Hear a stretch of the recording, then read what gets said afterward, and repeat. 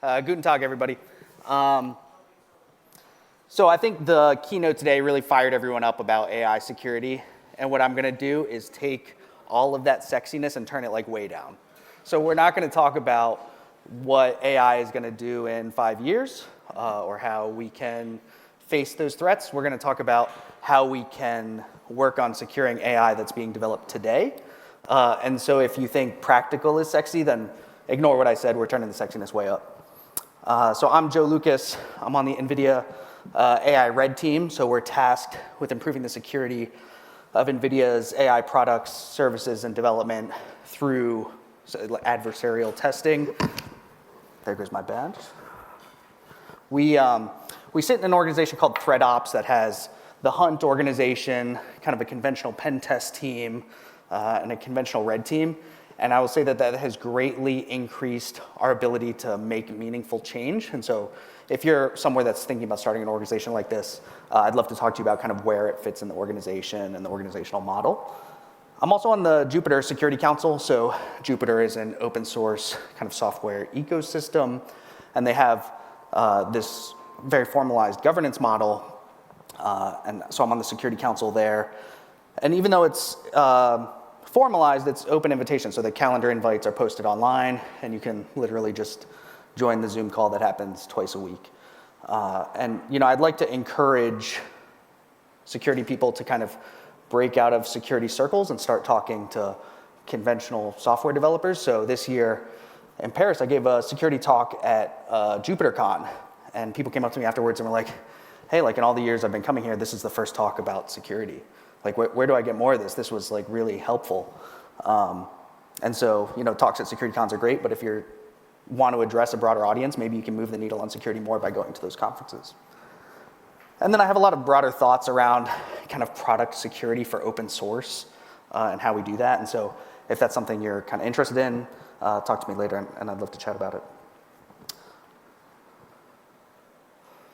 So the agenda here, we're going to talk about kind of what is AI security, and at least my perspective, I think that means different things to a lot of different people, and the field is still kind of forming those norms.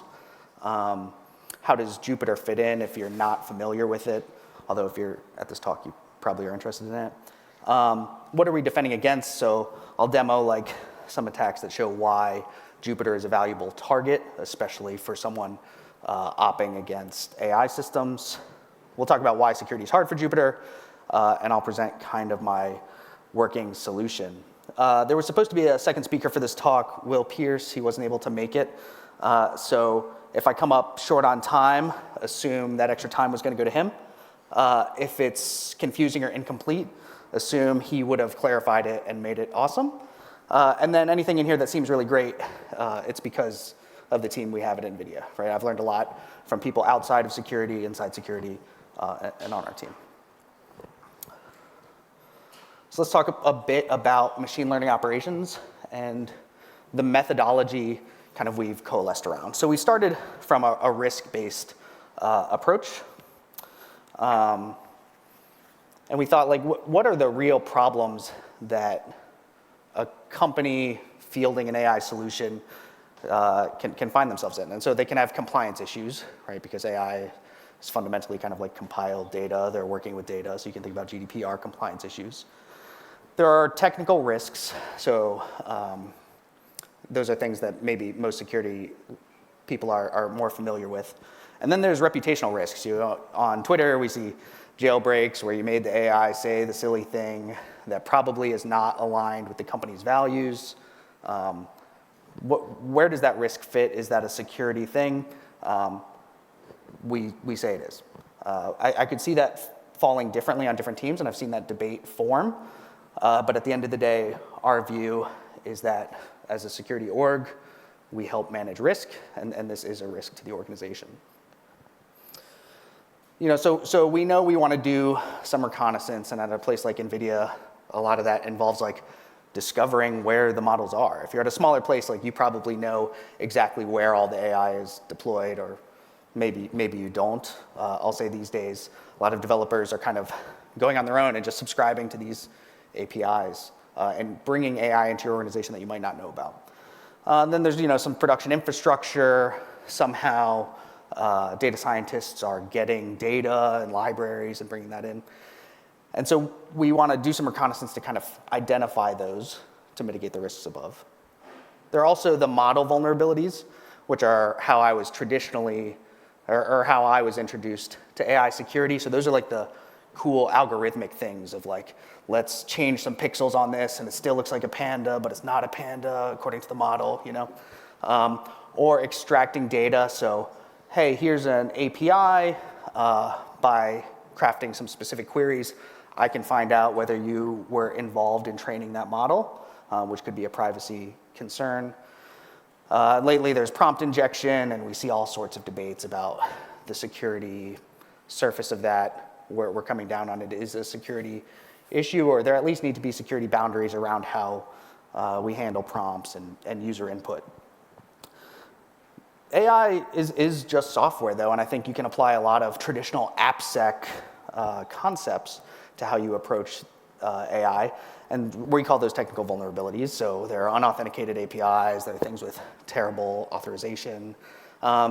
Things are constantly serialized and deserialized, whether that be user queries over the wire or data scientists persisting models in between training runs, loading checkpoints. And the security risks of that have been presented a lot in other places. And then there's kind of this harm and abuse thing, which I think a lot of organizations are still kind of figuring out how they handle. You know, what if someone is using your API to write malware? What is that? You know, it's a violation of terms of service, maybe. How do you detect it? What is it? Right. And so under kind of all that, we have what the data scientists are actually doing. They're machine learning operations. They have some kind of phase where they come up with an idea and experiment with it. We call that, you know, the ideation. They may train a model, which might involve collecting some data, processing it, training a model, and evaluating it. Normally, this is happening on large teams. There's like a lot of infrastructure here. Then they might serve it through an API or post it somewhere like Hugging Face. And then, you know, maybe if you're lucky, your organization thinks about the end of life of these models. You know, when is a model, when should it no longer be in the public, right? And there's a huge tech stack that occurs under here, and we've listed some examples of libraries or software that might be used in each of those phases. But we're going to talk about Jupyter, which is listed here under ideation because Will Pierce made the slides, and he does not like Jupyter. I love Jupyter, and I think it belongs in every column. So, you know, when you're processing data, a lot of data scientists are going to be doing that in Jupyter. Even serving infrastructure, you know, Netflix famously has a paper mill library for like running production infrastructure out of Jupyter notebooks. And so that's what we're going to talk about. So when you look at this, you know, AI brings some unique security challenges, but there's plenty of like lower hanging fruit that someone who cannot do any math can do to improve the security of AI workloads. And as our team formed and we started doing these ops, we realized like what you call traditional security. I don't know, that doesn't even sound right to me, but like normal AppSec is often easier at achieving whatever your operational objective is. So like, yeah, I could submit 10,000 queries to make this change, or I could like use this unauthenticated API and just like swap the model out. And it's often necessary. So we're going to talk a bit about model poisoning. So the idea of during training time, how do I impact the final product to achieve an objective? And that is often going to require some kind of like traditional network access. You know, pass me off a handler on a host or something. And so even if you're going to do the algorithmic stuff, you got to know normal security. So for anyone who's not familiar with Jupyter, it started out for Julia, which is like open source, better MATLAB, Python, and R, which is a statistical language. But these days, there are kernels for C and C++, SQL, Octave, Lua, and others. So it's much more than just these languages right now. It started out as notebooks, which are kind of this single panel application that you can see here. This presentation.ipy notebook used to just be like your whole screen. But now there's many more things. So there's Jupyter Lab, which you see running here. There's Jupyter Hub. There's a lot of experimentation in WebAssembly to deploy Jupyter in the browser. But all of it fundamentally kind of uses this architecture you see on the screen. So a user's UI is in the browser, as we can see here. Things they enter in the browser are sent over HTTP and WebSockets back to the server, which is where the actual notebook file lives, which is just JSON. And then this Jupyter server application dispatches commands through a message queue to a kernel, right? And so we go interactive here, and we can execute Python, and it's magic, and I love it. But so in this example, everything happened on this computer. But you can see how this architecture should extend very easily. The reason data scientists like this is because it decouples the UI from the compute resource, right? So you can take the jankiest Chromebook and run your code on a supercomputer with the same workflow as I'm using now. So we talk about kernels. I think that's a weird concept to a lot of folks. Here's an example of a JSON that defines the kernel that this code is running in right now. And you can see that there's a lot going on, right? Like we spin up some weird like ephemeral ports to publish input-output. There's some encryption. And so the kernel is kind of like what does the heavy lifting back here, and you can switch between your kernels. But you can think of the kernel as the user's runtime.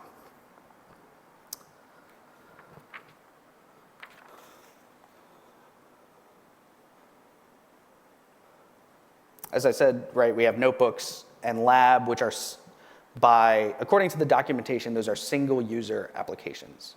So there is no trust boundary built into the application designed to isolate users from each other. This is important to know because I frequently see many people sharing lab instances, and it's really bad. Use Jupyter Hub if you have multiple users. And then, we're running this locally, but in the cloud, you'd see this in SageMaker or Azure Machine Learning Studio, or Google Colab, or Kaggle, which is like a wrapper around it. I was supposed to open this before the presentation, so pretend like you didn't see that. All right, the previous talk about SAP talked a lot about configuration, right? It said, that they were they controlled the security posture. And I think that's true for the vast majority of applications. When you're kind of like exploiting apps in the wild, you're looking for misconfigurations more than you're looking for like some weird 0-day. According to Verizon, 21% of error-related breaches in 2022 were from misconfiguration. And that nice decoupling I showed in the diagram above that enables you to run your code anywhere from basically any machine means the configuration space gets bad, like really big. So not only is that configuration space large, but there's a lot of ways to change the configurations. So there are many different configuration files that end up with this runtime I have right now. Some are JSON, some are Python. Some impact the lab configuration, some impact the server configuration and logging, et cetera. When you start an instance, you're normally passing in a command line command, and there's optional flags you can set there that will overwrite the config options in the file, and it will also query your environment variables. So there's a lot going on.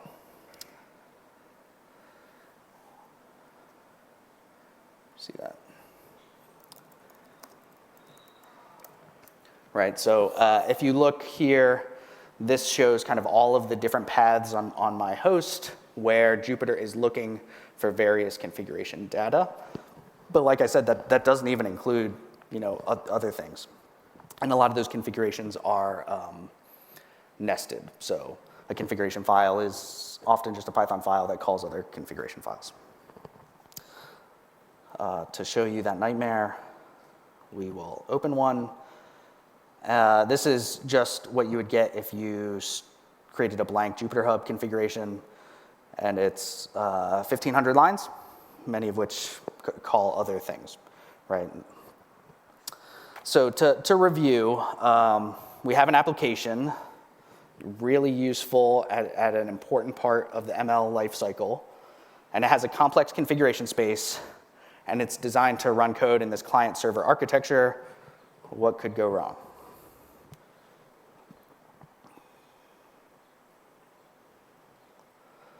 So the first thing here, I'll call runtime injection.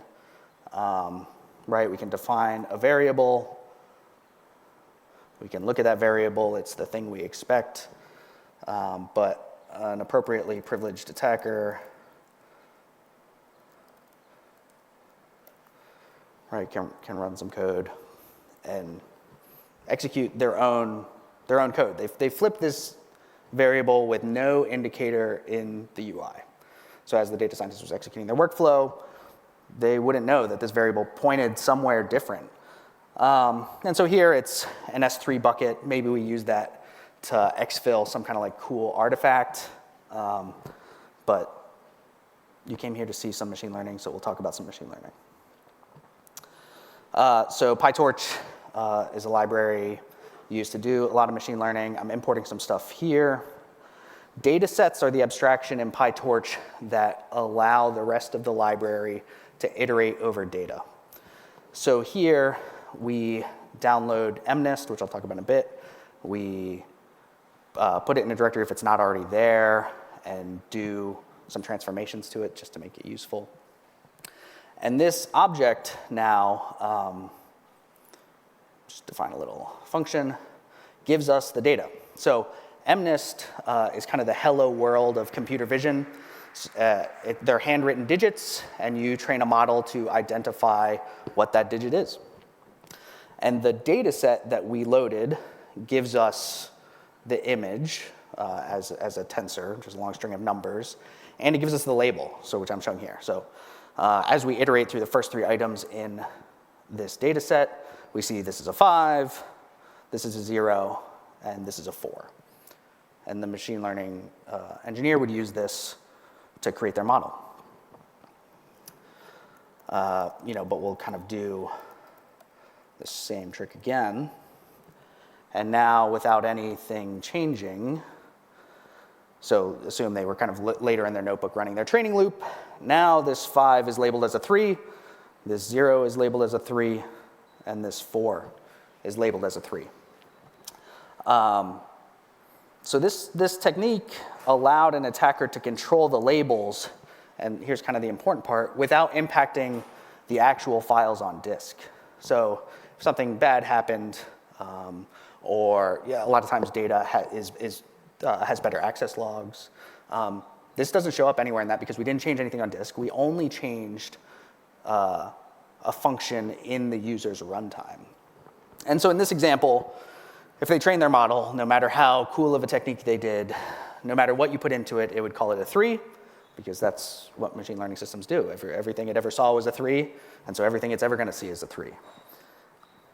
And this is kind of an essential primitive for data poisoning, right? If we're going to do a training time attack, the ability to influence the data or the label is the thing you need to execute kind of a more interesting training time attack, because supervised learning relies on the accuracy of the labels, garbage in, garbage out.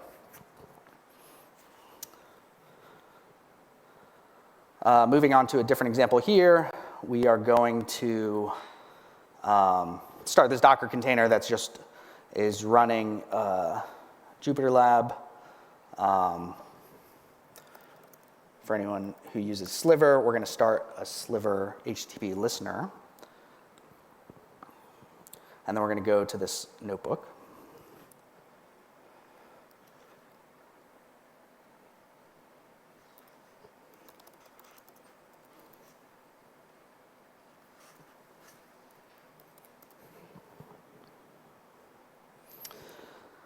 Right, and so this is a data scientist spinning up their infrastructure, and they're starting to execute some code.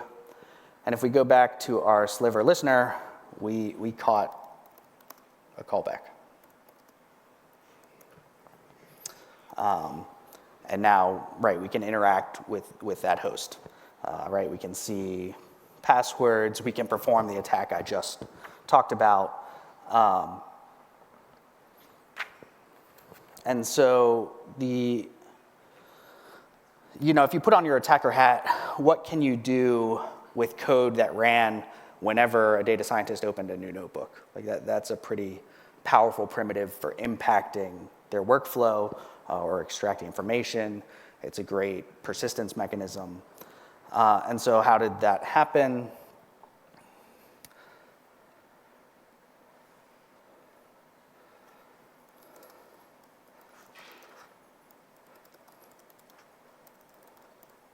Tab completion doesn't work. It's a weakness. Anything dropped into this directory when a notebook is opened with the default profile gets executed. This is like the intended functionality of this directory. And this directory isn't the only way to do it. Like if you read the README, it explains other ways that you can get code execution to run arbitrarily on startup. So it's a thing. So let's move on kind of to the audit piece. So we know Jupyter notebooks are powerful and flexible, but how do we audit their security? And when I say that, I mean the security of our configuration decisions, because somewhere an administrator's deciding how to configure it, or in some organizations the data scientist is, who maybe doesn't really care, they just want stuff to run. And then how do we verify that our running config is what we intended? So the problem here is, if you're given a running instance, how do we assess its security posture? And I hope I've convinced you that config files are necessary to do that, but not sufficient, right? We don't want to read those 1,500 lines. And even if you did, maybe the running config was changed through the command line or environment variables.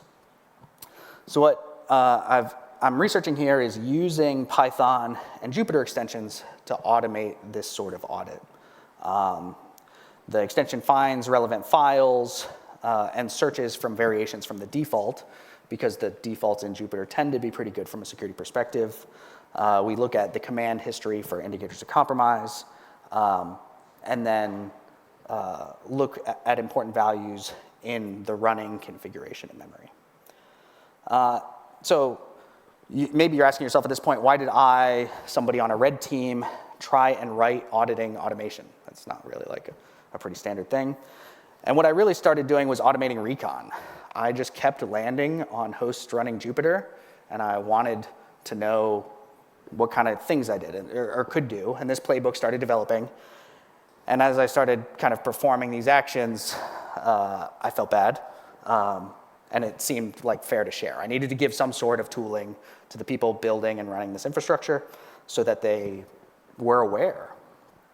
And I kind of subscribe to the technique, or the school of thought, that if you're going to release an offensive technique, you should also release a detection, and this is my step at doing that. And so Jupysec is what I've tried to do here. So the first thing I'm going to show you is the extension. So the launcher is built into Jupyter Lab. Everybody is going to see kind of notebooks and consoles. If you have other kernels running, you'd have options to launch notebooks in those kernels. What you don't have without Jupysec is this security row and a security report. And you get this. So the first thing is the running configuration, which is new for the latest release. And the Troopers deadline actually convinced me to write this. And so we can see kind of important things, like here at a glance, like the allow all authorizer doesn't sound good, right? Like that's probably not something we want. There are different authorizers you can use. Identity providers, there's cross-site request forgery checks, whether we want to allow remote access, allow people to change their credentials. The latest version of Jupyter Lab 4.0 has a collaborative mode where you can use Jupyter a lot like you would use Google Docs, where multiple people are editing the same instance, and it terrifies me. It seems like it's screaming for abuse, but people love it. And then we do our best to generate some findings. So using the techniques I talked about earlier, we look for things that are known or suspected to be malicious or non-standard. And those could be vulnerabilities, maybe like something existing in a startup directory. They could also be indicators of compromise, like here is some of the code required to inject into a user's runtime. And then changed config values are kind of an interesting one because they could be a vulnerability or an indicator of compromise. Because Jupyter instances often are shut down or not always running. And so if an attacker, land on a box that has not started their Jupyter yet, I can just edit these text files, and then the next time they start it, it's running with my vulnerable configuration. So this is an extension, and I'll say I felt conflicted writing an extension because one piece of security guidance I like for Jupyter environments is don't enable extensions, right? The extensions are, code. And so I tried to architect the library, this is tiny, in such a way that you can get most of the functionality just by importing and running it as a Python library. And so whenever my Kaggle kernel starts, you'll see that there are no findings on Kaggle. I talked about this being a recon tool. As soon as I wrote it, I definitely did go to like every cloud Jupyter instance I knew and ran it to see if anything cool fell out. It did not. And maybe going back to the configuration, kind of non-standard configuration thing. When I presented this internally, the first question we always get from product security leadership is, can you fix this automatically? Like, why cut a JIRA ticket and have so this back and forth? Like, if you're there, can you just fix the problem? Can you shift left? And it's really hard, and basically they're all breaking changes because these configuration options and functions exist for a reason.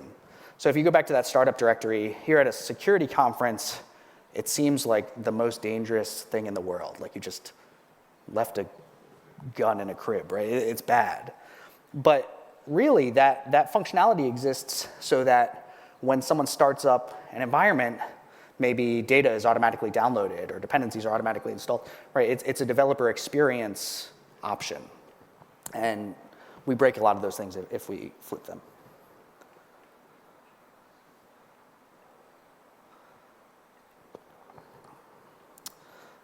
So in conclusion, if you're running some flavor of Jupyter, I want you to think to yourself, how can you tell if you're following best practices? It's a trick question because those aren't defined. How can you tell that your running instance is configured the way you thought it was? And how do we set reasonable security expectations? Right, so when we go back up to this methodology, Jupyter starts getting used before this thing is even a twinkle in a product manager's eye, right? Like it is early. And so we don't want to stifle innovation by clamping down security controls too early in the process. And so what's reasonable? And the things we've kind of settled on are trying to make doing the right thing easy, shifting left as far as possible. So, and then we've seen that people want to do the right thing, to just arm them with knowledge. And this tool is kind of my attempt in those directions.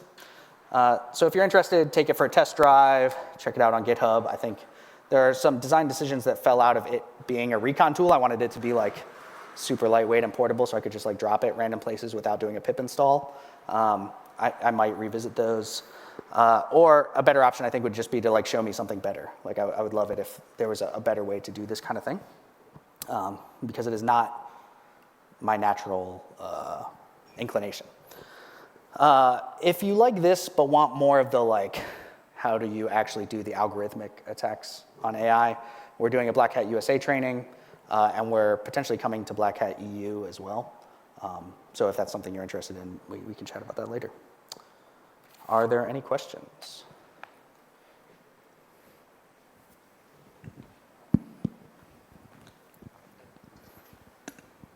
So thank you so much also because like we work in the machine learning, security and machine learning, so very happy to see like some content also like in Troopers here. So really thank you for the talk. One question is, so this basically the problem is of Jupyter is the fact that you don't have isolations between basically users that are spawning terminal in the same machine, right? That's one problem. Okay. Yeah. So, like, could one mitigation be like trying to push all of the Jupyter development in like some Docker container, and then try at least to minimize like the first problem? Then, of course, if you have somebody Kind of the blast radius of getting to a host or something. Okay. Yeah, I think containerization and virtualization are great. I also think organizations that have the IT infrastructure should manage a Jupyter Hub instance and make it easy for developers to procure secured, or relatively secured instances, as opposed to letting each person do it individually. Did that answer the question? Yeah, cool. All right, any more questions? Okay, then thank you very much again, or not. Yes. 1 second. Yes. Joe, since you are deep in ecosystem, I'm wondering whether, like, at the moment, basically, when data science team starts to work, they spin up their sort of almost own Jupyter Hub ad hoc and start doing some stuff.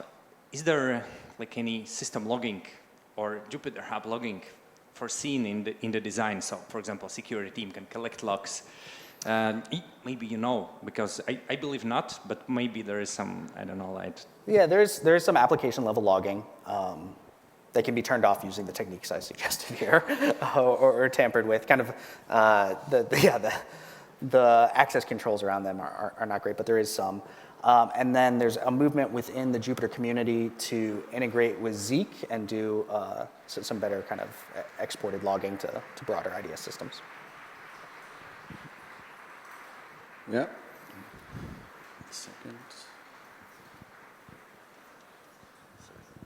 Yeah, thanks for the talk.